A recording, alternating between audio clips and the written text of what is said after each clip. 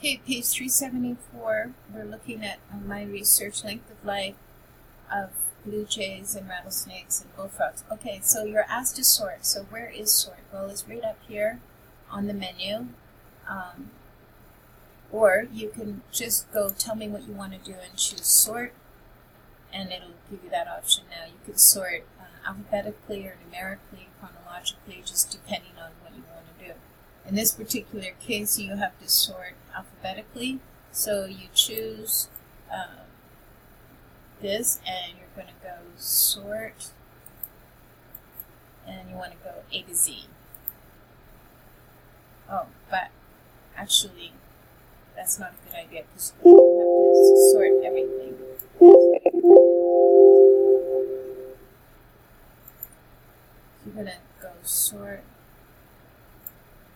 ascending, A to Z, and it sorts at A to Z.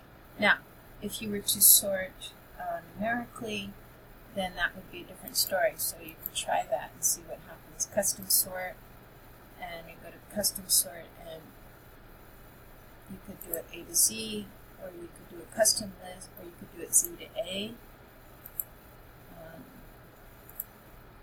or A to Z.